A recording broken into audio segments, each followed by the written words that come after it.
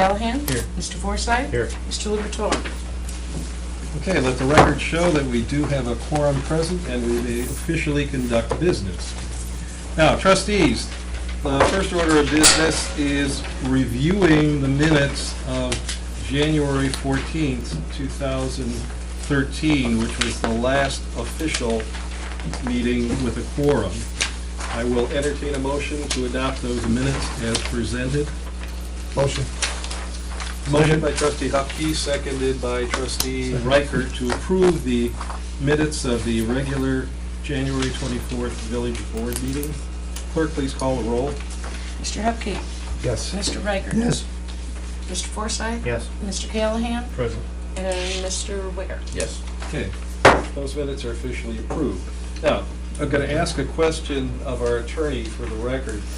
We did not have a quorum for January 28th, however, we did convene the meeting, take a roll call, determine no quorum was present, and I had asked for a legal decision concerning issuing the payroll and the accounts payable, which our village attorney indicated the normal and customary bills could be paid with ratification coming at this meeting. Now, we did prepare a small set of minutes, if you want to call it that, of that brief meeting. Seeing as we didn't have a quorum present and we wouldn't be able to adopt these officially, how can I insert them in the record? Well, you have them prepared for Mr. Gray's signature, and that'll be sufficient to put them right in the record that way. Okay, You so can we sign can, and indicate. we can note in the minutes of this meeting that the attorney said what he just said. They aren't really minutes I of will a fix that. meeting, they But- are titled minutes in the top, but that's okay. I wanted Because it's record clear. that they did, attempt to have a meeting. Yeah, That was the no purpose quorum of doing present. it. And It's clear. also about the And to authorization. ratify. Yeah, Mhm. okay. Okay. So, having said that, we now have it in the official record for this meeting, which will be approved at the next meeting. Now, we have on hand, the next item on the agenda is the accounts payable and the payroll.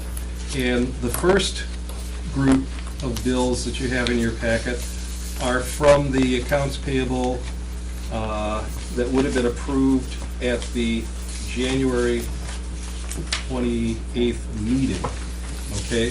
The bills, in effect, were paid. We need to ratify that approval. I will note that, well, let me read the bills off to you. There was pay for the pay period ending January 19th of 2013 in the amount of $45,651.95. There were under account payable bills from the general fund totaling $10,238.34. There were bills from the water and sewer fund totaling $44,048.25. And there was a bill in the capital improvement fund for $81,591.40, which we had held off on approval. We will hold off on approval because if you look down to the objects, the water main, under new business B, the First Street Water Main project pay request, S.A. Easter has submitted his request for payment. That's in the amount of $81,591.40.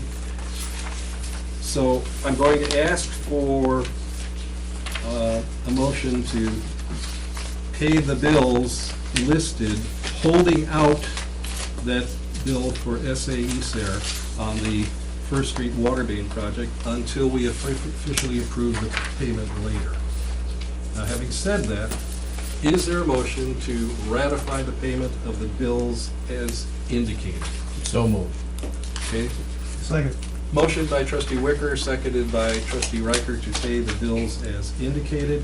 I also have in there bills from the pension fund for $1,025, which I had not mentioned before. So, noting the bill for SAE being held pending approval later. It is moved and seconded to approve the payment of the bills, holding it one out. Clerk, please call the roll. Mr. Wicker? Yes. Mr. Riker? Yes. Mr. Hupkey? Yes. Mr. Callahan? Yes. Mr. Forsythe? Yes. Okay, those bills are ratified and as noted. The next item under bills payable and payroll are the normal bills that we would be paying at this meeting, which include the pay period ending February 2nd, 2013, in the amount of $44,905.32. In the general fund, bills for $26,532.28. Bills in the water and sewer fund totaling $26,798.58. And in the capital improvement fund, there is a bill for $31,397.50 for the Conrad Street generator, which is item E down below. So we will have the same stipulation here, that to pay the bills as noted, with the bill to Outson Electric to be held pending approval on the agenda later. Do I have a motion to that effect? So moved. Motion by trustee Wicker, seconded by Second. trustee Reichert, to pay the bills as noted, with the exception of the approval on the Outson Electric bill waiting until later in the agenda. Clerk, please call the roll. Mr. Wicker? Yes. Mr. Riker? Yes. Mr. Hupkey? Yes. Mr. Forsythe? Yes. Mr. Callahan? Yes. Okay. Okay, those are officially paid. Now it's time for public comment and/or questions, and I want to note for the record, we have some scouts here tonight working on a citizenship badge, gentlemen. All right. And they include Jacob Dalen, Jeremy Harris, and Ethan Langen. Okay? And this is your citizenship in the community badge. We've had several scouts here for past meetings doing similar things, and we welcome you. And it's time for comments from the public for any non-agenda item, and if you have anything you would like to ask or say to us, you may do so now.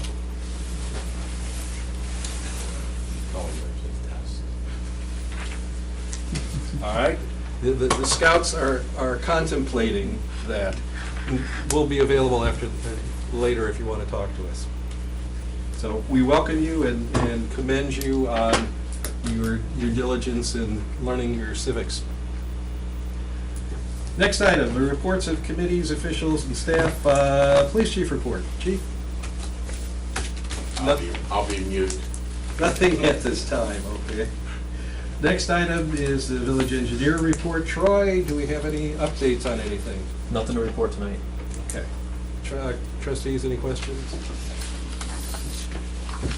No, I was gonna ask about the traffic light, but that's, I'm sure it was at, Route 50 and, 57. Corning Avenue. We're still waiting for Okay. MIDOT.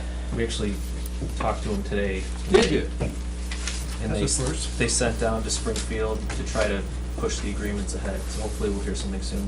Good. So it's still in Springfield. All right. Moving on to old business, we have done.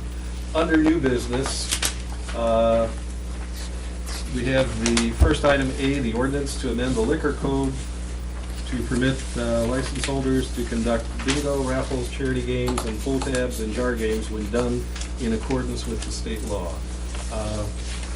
George, you want to talk about that one? The last board meeting, the board directed staff to prepare an ordinance to amend the liquor code. The ordinance adds the following activities as exempt from gambling prohibition and therefore permitted in accordance with state law. A game commonly known as bingo, I'm going to abbreviate this, raffles, charitable games, pull tabs, and jar games. All of those when conducted with within the constructs of the applicable state codes, and it's usually each of them has their own unique state code. The need for this ordinance is brought to life following the plan to hold a fundraiser for the Park District at the American Legion Post, and adoption of this ordinance would accommodate that. Okay. Trustees, this fits in with the discussions that we had at a previous meeting in January and follows the directives that the board has given to the village administrator. This would be ordinance 12-25, 12-25. Do I have a motion to adopt ordinance 12-25, to amend the liquor code to permit liquor license holders to conduct bingo raffles, charitable games, and pull tabs and jars when done in accordance with state law? I make a motion that we accept the ordinance. Second. Okay, motion by trustee Wicker, seconded by trustee Hupkey to approve ordinance 12-25 to amend the liquor code to permit the conducting of bingo raffles, charitable games, and pull tabs and jar games when done in accordance to the state law. Clerk, please call the roll. Mr. Wicker? Yes. Mr. Hupkey? Yes. Mr. Riker? Yes. Mr. Forsythe? Yes. Mr. Callahan? Yes. Okay, that's officially approved. Next item on the agenda goes to the First Street Water Main Project payment request that we alluded to when we withheld the payment, subject to approval later. So, George, you want to talk about that? SA ICER Construction was awarded the bid to construct the First Street Water Main Project in the amount of $85,885.68. The work has been completed, including restoration. However, the village engineer recommends 5% retainage in the amount of $4,294.28, which leaves approval for the ICER pay request in the amount of $81,591.40. Okay. And as we indicated previously, the engineers indicated that work has been satisfactorily completed. So I will entertain a motion to approve the SAE SARE pay request number 1 in the amount of $81,591.40. So moved. Motion by trustee Riker, second by trustee Wicker, to approve the SAE SARE pay request number 1 in the amount of $81,591.40. Clerk, please call the roll. Mr. Riker? Yes. Mr. Wicker? Yes. Mr. Hupkey? Yes. Mr. Callahan? Yes. Mr. Forsythe? Yes. Okay, motion carries, and that pay request will be honored. Next item on the agenda has to do with a business registration for a new business in town. James and Mary Jo Harney have submitted an application for business registration to open Meant to Be Antiques at 114 East Railroad Street, which is the small depot right next to the tracks right across the road here. They plan to sell antiques and interior home decor.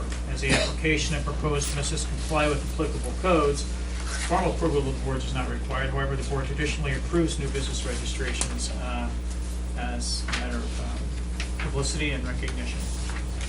Okay. And trustees, you'll note in your package that they are targeting May 1st for their actual first day of opening business, even though they've taken possession to start getting the business in order. Do we have a motion to approve the business registration for Meant to Be Antiques? Motion. Motion by trustee Hupkey, seconded by trustee Wicker to approve the business registration for Meant to Be Antiques. Clerk, please call the roll. Mr. Hupkey? Yes. Mr. Wicker? Yes. Mr. Callahan? Yes. Mr. Forsythe? Yes. Mr. Riker? Yes. Okay. The next item on the agenda is the Emerald Ash Borer Management Plant, which again has been an ongoing discussion with us. This is in the, trustees, this is part of the packet that was, the new packet that was presented for today. So if you would look at that, George, you want to review the... Yes, sir. Ash trees in the village are infested with the emerald ash borer. The village board has provided past guidance of policies regarding the removal of ash trees and replacement. However, no written structure plan was monumented. The urban reforestation grant we recently received requires a formal plan. The attached document should address this issue. The plan as drafted represents existing policies. 1, the village will remove infested ash trees from the public parkway. 2, the village will not remove ash trees from private property. Property owners are encouraged to monitor trees on their property. 3, due to cost and inconsistent results, the village will not chemically treat ash trees in the public parkway. 4, if a property owner wishes to treat an ash tree in the public parkway, the village will not reimburse the property owner any associated costs. If the tree subsequently becomes unhealthy due to EAB infestation, the tree will be removed. The village recognizes trees that are a valuable asset to the community. If an ash tree is removed, the village will replant a tree in its place pending weather conditions and funding. Replacement trees will be selected based upon availability, site characteristics, cost, and species diversity. Replacement trees will be selected from the Illinois Department of Agricultural reforestation list. And one of the things I want to add to this is the Illinois Municipal League holds an annual meeting in October, September or October, depends on the given year. This past year, they had a session on the emerald ash borer, and there was a panel of people from the Illinois Department of Agriculture, several arborists, and people from the Morton Arboretum, who basically talked about management of the emerald ash borer, and they all said, and I'm alluding to the item number 3 of the village will not chemically treat the ash trees. The treatments are about $100 a tree, and all it does is it delays the inevitable. The tree's going to die anyhow within another year or two. You just maybe put it off for a year. So it's not money well spent. And we would probably suggest to a homeowner that you might consider, if you're going to treat your own trees, the fact that all it will do will delay the dying of the tree maybe a few years. So I wanted to get that out to make sure that, you know, we all like trees and we do what we could to save them, but the cost effectiveness in this is totally out of line. So I need a motion to adopt the emerald or the ash borer management plan as outlined in the document that I gave. Motion. Second. Okay, motion by trustee Hupkey, seconded by trustee Reichert, to adopt the emerald ash borer management plan as presented. Clerk, please call the roll. Mr. Hupkey. Yes. Mr. Riker. Yes. Mr. Forsythe. Yes. Mr. Callahan. Yes. And Mr. Wicker. Yes. Okay, that management plan has been officially adopted. Next item is, again, goes back to our accounts payable. It's the Conrad Street generator pay request number 1. Outson Electric has completed installation of the Conrad Street sanitary sewer lift station generator.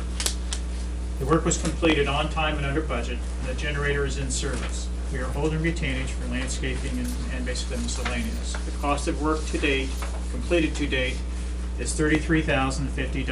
After deducting retainage, the pay request is in the amount of $31,397.50. Okay, for the sake of the scouts, this generator, the village has put a plan into effect so that all of the lift stations, now this lift station is a fancy way of saying the sewerage, the sewerage system has, because it's gravity and everything goes downhill, you reach a point where you can't dig it deep enough and you have to lift and pump up the sewerage into another level so that it continue in the system. These pumps, we need to have backups because in case of a storm and a power outage, they'll stop pumping and the sewers will back up. So we have actively been trying to get backup generators at all locations. And the Conrad Street one is the one over by the Catholic Church and the elementary school, I believe.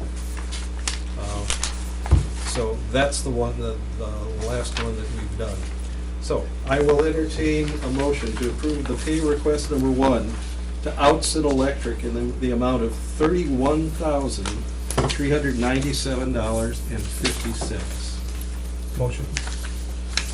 Motion by trustee Hupkey, seconded by trustee Wicker, to pay Outson Electric request number 1 in the amount of $31,397.50 for the Conrad Street generator. Please call the roll. Mr. Hupkey. Yes. Mr. Wicker. Yes. Mr. Callahan. Yes. Mr. Forsythe. Yes. Mr. Riker. Yes. Okay, next item is a discussion item on the agenda, and it has to do with the scavenger recycling proposals that we have been working on for the past several months. George, you want to take over on that? Yes, at the village board meeting held on September 10th, 2012, the village board authorized the president and the village administrator to solicit proposals from 2 waste haulers, Homeward Disposal, or A&J, and Allied, or Republic. Everybody's got at least 2 names nowadays. The board also authorized joint participation with the villages of Modee and Beecher in soliciting proposals. The joint negotiations are not binding, and each village is free to pursue an independent contract with the vendor of choice. Joint negotiations produced results that may not have been possible acting alone. We were able to obtain a 10-year contract in lieu of a 5-year contract. We were able to understand the differences between the communities in providing scavenger services, see it from their viewpoint, such as lot size, demographics, street design, etc. With the input from other communities, we had a broader analysis for the proposals. Representatives from the 3 communities prepared a scope of service. The scope was then presented to representatives of each company. Teams met with the individual companies separately on several occasions. When price rates were presented by the vendors, the rates were not shared with competing companies. The negotiations were complex. Vendors presented different service options, making side-by-side comparisons difficult. Eventually, the scope of service was sufficiently defined to enable meaningful comparisons. Each community team will present their own findings to the respective boards. Each board will then select a vendor. Our current contract with Homeward Disposal expires on June 30th, 2013. All vendors are transitioning to the use of 96-gallon toters and want sufficient time to order toters for distribution. Both vendors would like the selection completed by March 1st to allow lead time for orders. The villages requested proposals with an option for full season yard waste pickup. The service would extend April 1 through November 30. Each vendor would collect yard waste in biodegradable craft paper bags. Those are the yard waste bags, not the grocery bags, the yard waste bags. The tall ones, the real thick, heavy ones. Okay. The bags would not need to be branded to a specific vendor. Both vendors are also permit the use of personal 35-gallon containers for yard waste, provided the container has a yard waste only sticker from the company. And that would, if we went with the yard waste program, that would be a free one-time sticker. Both companies retain the option for residents to rent a separate 96-gallon toter for yard waste. The collection of loose yard waste, leaves or clippings raked or dumped on the parkway, is excluded from all yard waste programs. There is no program on the table that says I can rake my leaves to the parkway or I can dump my mulchings, my grass on the parkway, and these firms will pick it up. That's not on the table. Villages requested options for yard waste for improved residential service delivery and to see if existing municipal leaf collection costs could be reduced. Proposed options permit the resident to purchase generic biodegradable paper bags, the craft bags. The resident therefore has greater flexibility in purchasing the bags and experiences some cost savings, the cost of custom versus generic bag. Residents would also be permitted to use existing 33-gallon cans for yard waste by placing a yard waste only sticker on the can, and you get that from the appropriate vendor. Peotone has approximately 60 to 70 homes. Renting an extra yard waste toter are approximately $150 a year.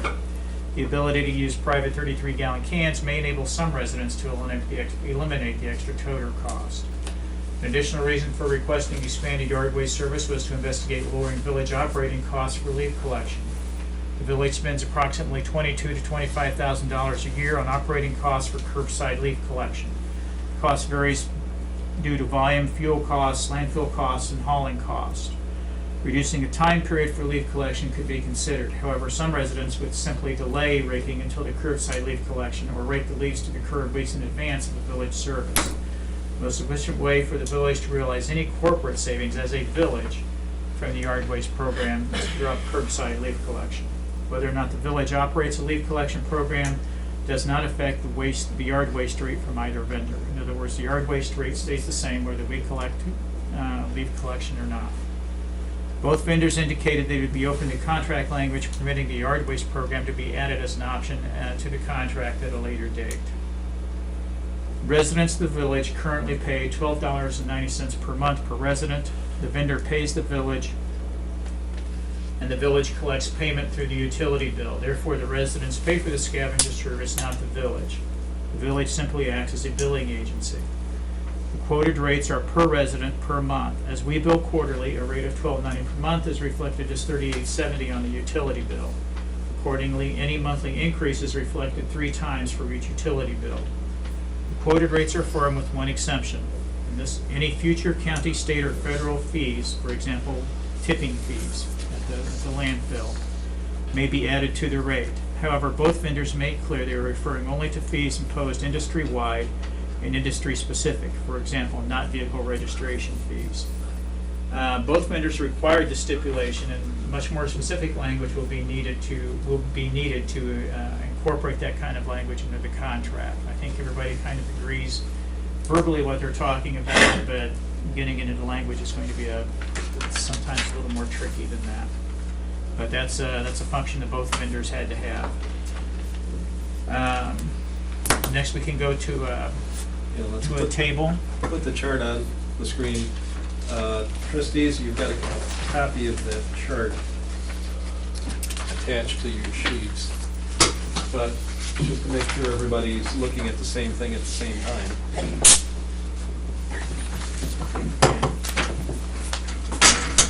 This is comparison matrix. Here, let me get a little more screen space here. There we go. We've got scope of service compared to scope of service. So this is Homewood, no yard waste, Allied, no yard waste, Homewood yard waste, Allied yard waste.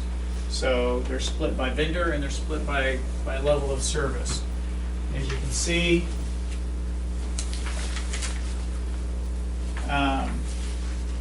Homewood no yard waste starts out at $14.70. Allied no yard waste starts out at $13.95. But partway down, they start to flip. So the most important number on the chart, to me personally, is what does it cost a household over the life of the contract for 10 years? Okay? And that's this row right here.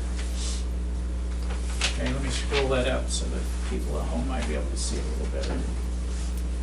Okay? If this is what it's going to cost a resident of Peotone under Homewood no yard waste over the course of a 10-year contract. This is what it's going to cost under Allied no yard waste, Homewood yard waste included, Allied yard waste included. Now, what's the difference between them? Here's the difference from the low, and the low is this number right here, the Homewood no yard waste.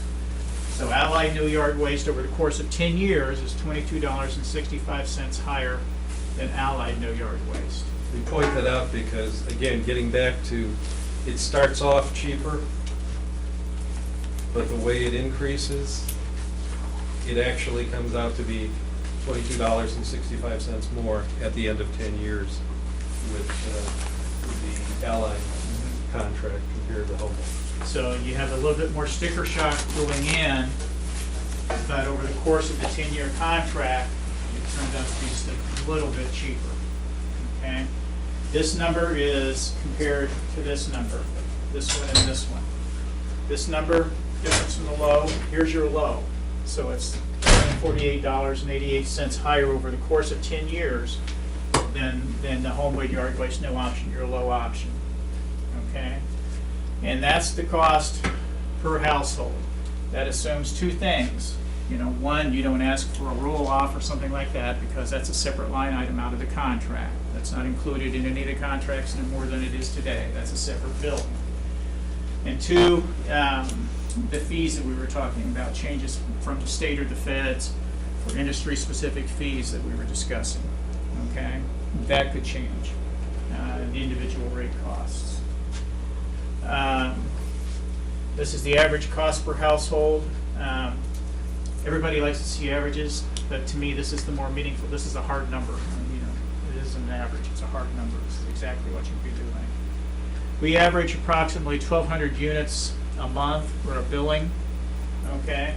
So 1,200 units over the course of a 10-year contract would be this total. It'd be this total for Allied no yard waste, it'd be this total for Homewood yard waste, this total for Allied yard waste.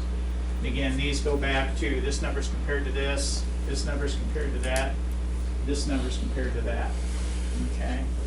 Now, bear in mind, no single person is going to be paying, is going to be writing checks over that 10 years for this 2.6 million or the 2.3 million. That's just references by scope. You know, this is the difference it makes to an individual resident of the village right there. Okay. And to go up again, and we mentioned it in the narrative. These are monthly. Your bill would reflect 3 times that because we bill quarterly. Okay, so this will not be the number on the bill. The number on the bill would be 3 times that because of quarterly billing. Let me get a little more in depth into the scope. Homewood no yard waste. As far as the weekly solid waste trash collection, they'd start with the 95-gallon toter. If you're a senior citizen and that's too much, both companies are willing to bring in a 60-some gallon toter. 60 or 65. Yeah. Yeah. But that's, their preference is the 95. Plus any additional in an approved container. And by approved container, that means anything the village allows you to put out now. Okay. So in other words, when you get to, you've got something going on at your house, and you have a little bit more garbage this week that would fit in, you can put it out and they'll still pick it up. 95-gallon toter plus approved container. I mean, that's pretty much the standard straight across the board, no matter which option. All options include recycling every other week, just as we do now. All items include large items. All contracts include large items, furniture, white goods, just as we do now, except for electronics. Remember, electronics can't go to the landfill anymore. Okay, no matter who you got, that's state law. Yard waste, Homewood no yard waste. It's pretty much as is. What it is now is what the new proposal is. Okay, with one exception, we get that done under branches.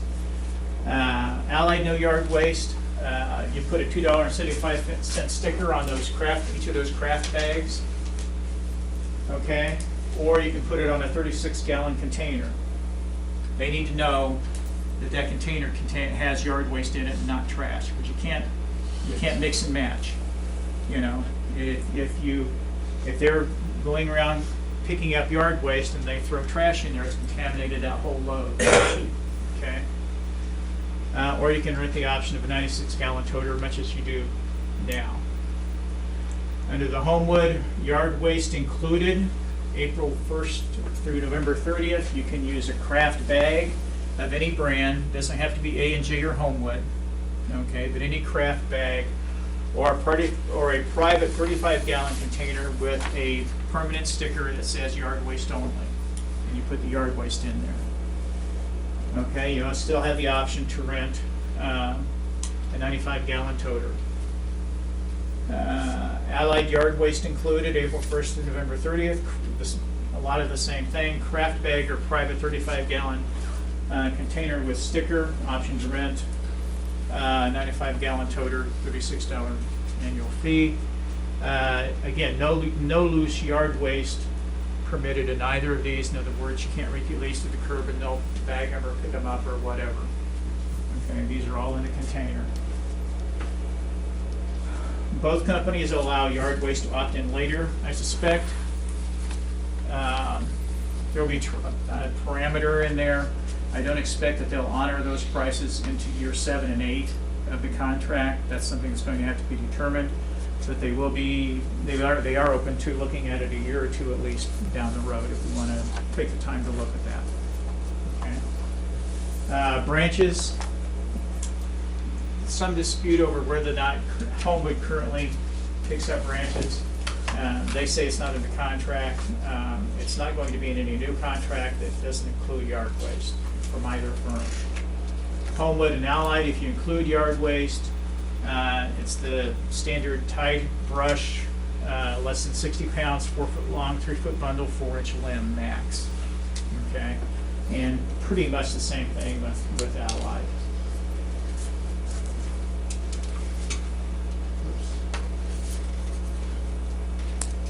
Okay, last couple parameters. Municipal collection, all of the programs include what we would consider our normal municipal collection. They'll pick up the dumpster out back, they'll pick up part of the wastewater plant, not all of it because some of it's special waste, things like that. And all contracts are a 10-year term contract. So that's basically where we're at with the proposals. Now, this is for discussion only this evening. I think our hope is to bring this to the board at the next village board meeting for action. Basically, to negotiate with a vendor at a level of service. In other words, Homewood no yard waste, Allied yard waste, Homewood yard waste, Allied no yard waste. You know, you got to pick two things: a vendor and a level of service is what we'll be looking for at the next one. And that is to negotiate. In case we can't come to terms, then we'll fall back on a second option. Okay. Homewood no yard waste is pretty much the contract we have now, minus the prices being different. Right. With the exception of the 96-gallon toter, Yeah. which is new to Allen, yes. But yes, that's correct. That's as close as the as-is as you're going to get. Okay. Do we know what percentage of households have this yard waste toter right now? 60 to 70, we were told by Homewood, 60 to 70 homes in town have to toter. And we haven't figured that out as a percentage, but Yeah. that's not a very high percentage. That's only home. We average Homes, 12, ish. yeah. Okay. And they rent those now. Mhm. Yeah. Yeah, I think it's Can you like tell me why- 120 a year. I'm sorry? I think I paid like 120 or Yeah, I 1 have something a too. year. Yeah. Yeah. Yeah. Now, why is it that their Homewood is charging $160 for this toter, and it's $36 for Allied Waste, which is a difference of $124? Well, I think you're looking at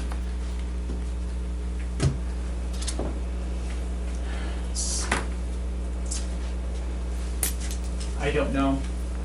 You know, Maybe we could this is a ask simple them answer. that.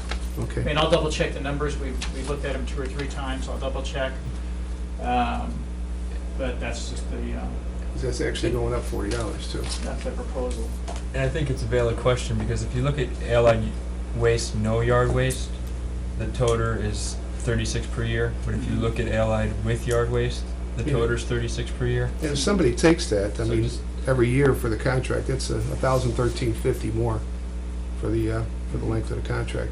The other question is too, is for Homewood no yard waste, I mean, right now we're paying 120, 130 a year, but that says 160. Is that 160 flat rate? It's, yeah. Or is that it's 160 annually? Annually. Annually, Annually, It is annually. yes, Yeah. so it's going up $40. yeah. Because they're covering the next 10 years too.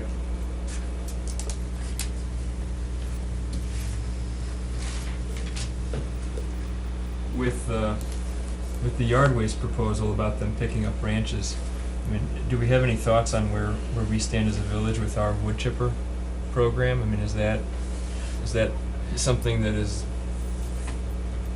in question going into the future, or is? We will always probably need to have some form of wood chipper program, basically for storm events, if nothing else.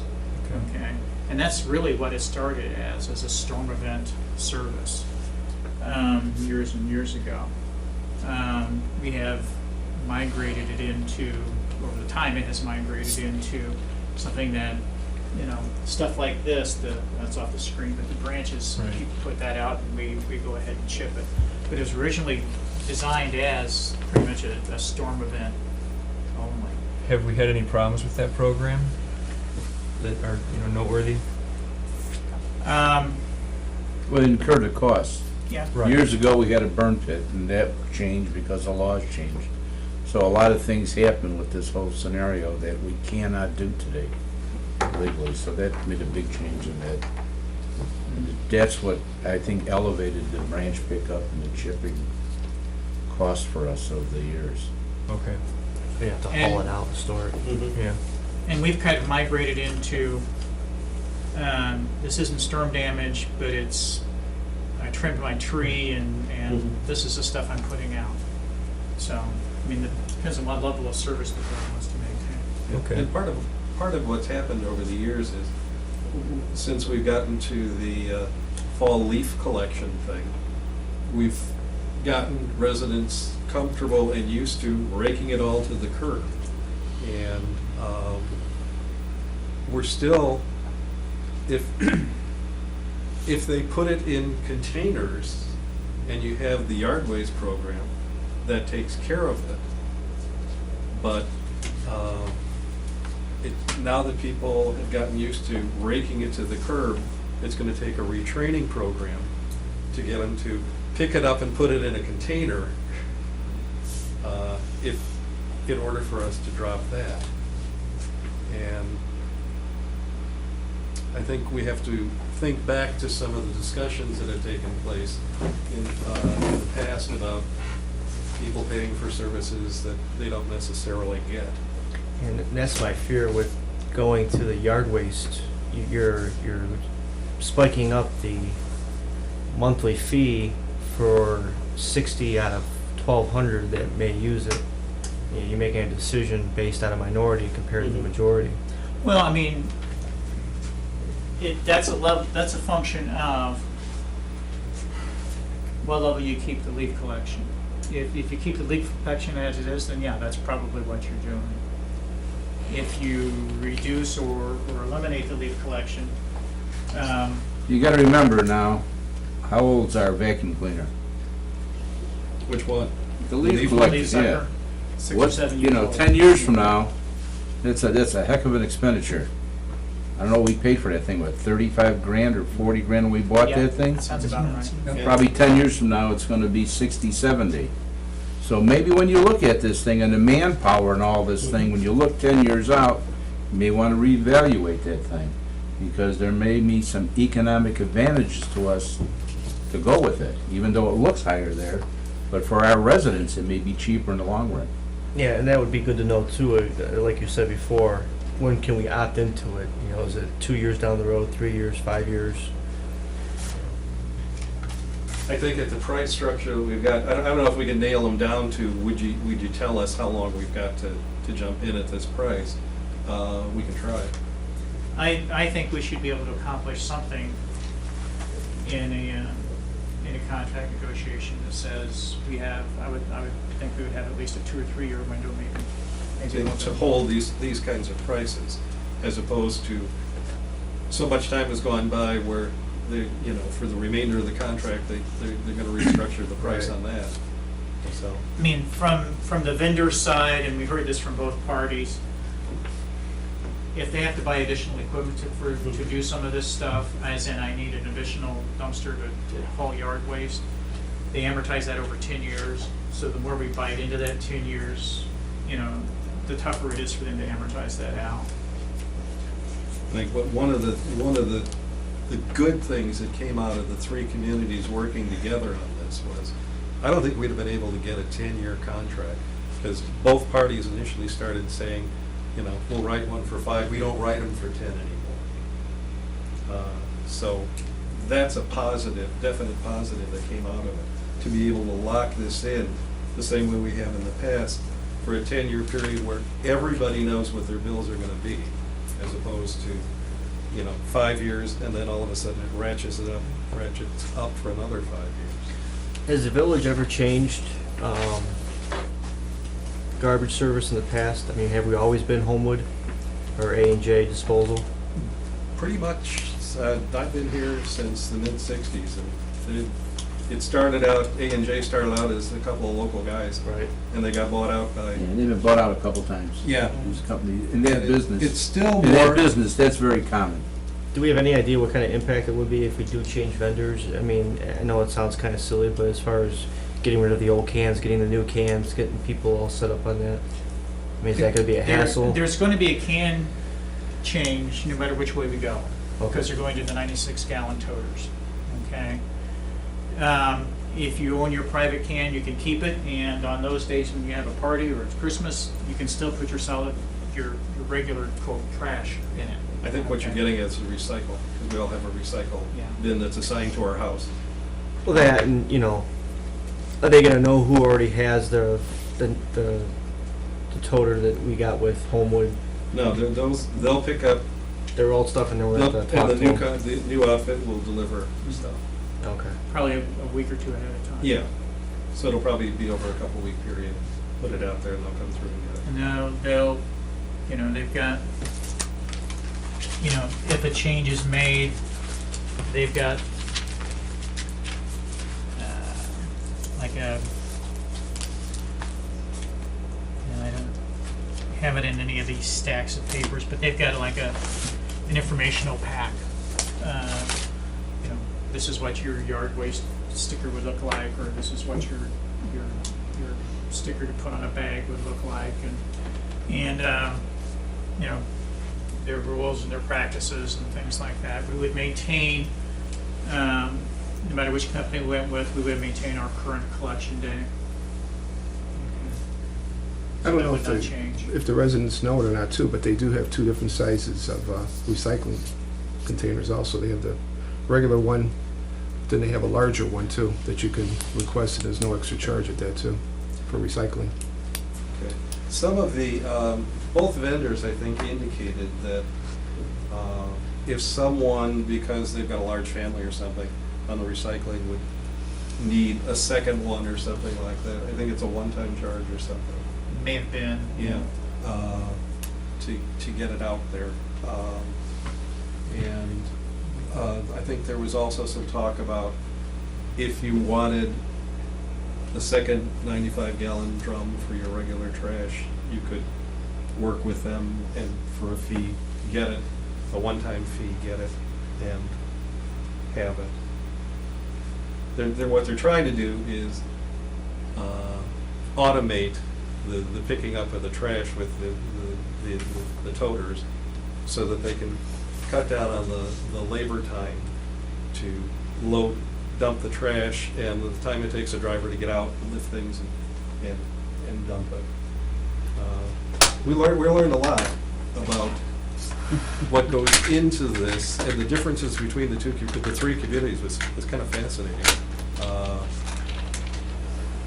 And it makes kind of common sense with the size of lots and the way the streets are laid out. And Moni, for example, has a high senior citizen population, so they have a lower weight volume of trash. So, how they work things out with Moni are a little bit different than how they work them out with us. But, yeah,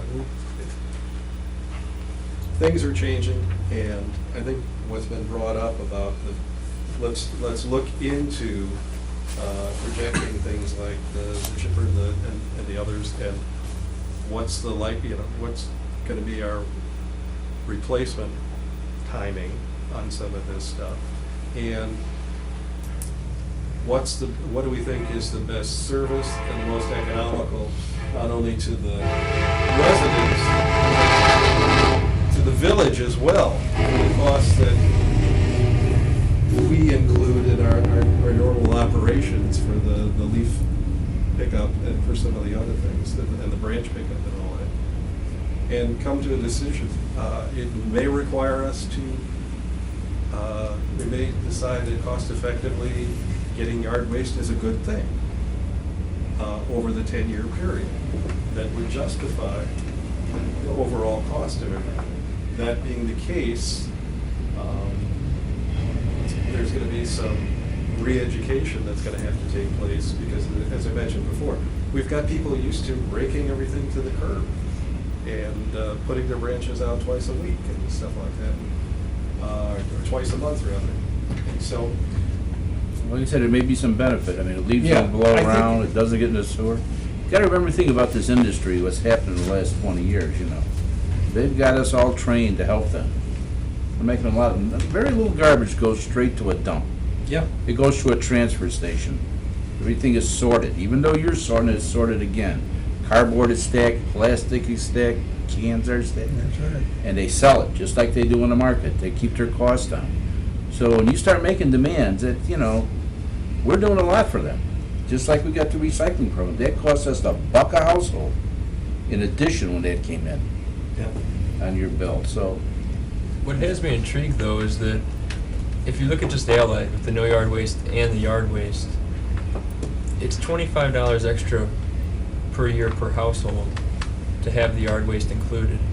Whereas if you don't have the yard waste included, you can still rent the toter for $36. So basically, one option imposes $25 on every single household, whereas the other option only requires That 30. assumes that a toter takes care of your volume. You know, Right. a 90-gallon toter doesn't take care of my volume. It doesn't? Okay, Maybe for some households it does. okay. But otherwise, you're back with buying stickers, $2.75 stickers, instead of buying an A&J, to compare apples and apples. Sure. Instead of buying an A&J craft bag, you'd be buying a generic craft bag, but you'd have to put a sticker on it. You're gonna Around each fill up that one. 96-gallon toter with leaves really quickly. And every landscaper that's got service like Gold Landing, those people are paying for it. These people ain't touching that. It's being picked up by their service. And that's one of the things we got into with the leaf, Yes. leaf collection, because people have a landscape service, taking care of the leaves, the grass, and all that other stuff. So they're already paying it, and then paying again on the quarterly bill. So with the yard waste included, then presumably if I have, you know, four garbage cans of leaves and whatever else, they take it all? It's not just limited Yeah, to one? you've got to put a yard waste sticker on there. Right, but Okay. it's That's not a just no-cost limited to the sticker. one? That's no cost sticker, sticks it on once. Okay. Assuming you're going to dedicate that can to yard waste. Stick it on once and they'll pick it up. Yeah, and you put 4 of them on, you put 6 of them on, I think. Okay.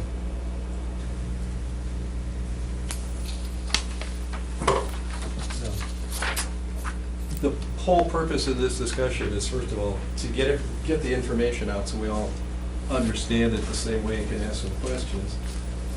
Think about it. Talk to people about it, try and analyze this more.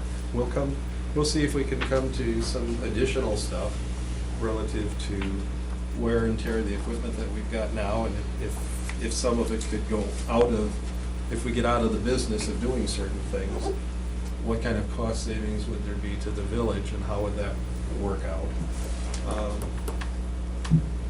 And then at the next meeting, we need to make a decision. And it has simply to do with the fact that no matter which carrier we go with, they both need to order enough 1,200 or whatever it is, toters, and get them arranged to get them ready to deliver at the time the contract transitions. And for us, it's, when does the transition? In June. In June, okay.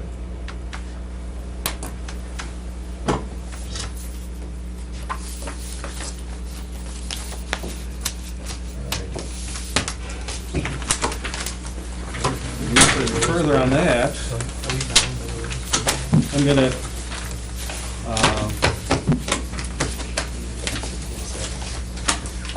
first of all ask, Karen's not here, so I don't have to ask her.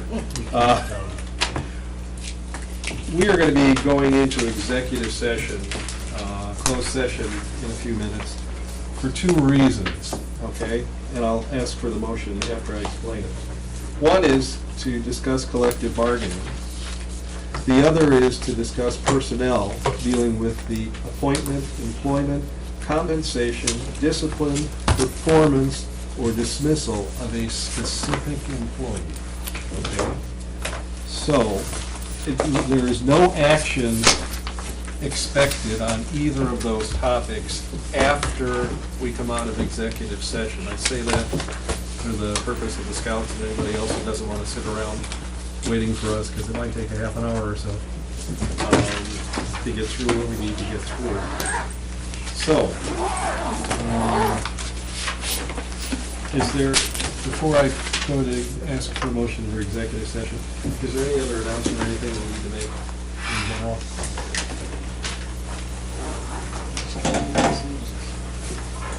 Early voting, Donnie, you wanna make it? Yeah. Yes, early voting started today. I'm doing early voting from 9 a.m. to 3 p.m. You need to bring a valid Illinois driver's license or government-issued ID. That continues on for how long? 1 week. Oh, just this week? Just this This is week. the primary. Wow. I think this is just the primary. Wow. All right. Any other announcements? Okay, hearing none, I'm going to ask for a motion to go into executive session for two purposes. One, collective bargaining, and two, for personnel, the appointment, employment, compensation, discipline, performance, or dismissal of a specific employee. Motion by trustee Hupkey to go into executive session, seconded by trustee Wicker. Clerk, please call the roll. Mr. Hupkey. Yes. Mr. Wicker. Yes. Mr. Callahan. Yes. Mr. Forsythe. Yes. Mr. Wright. Okay. Okay, we're going to go into executive session, and again, as I indicated, there's not going to be any action on either of those topics when we come out.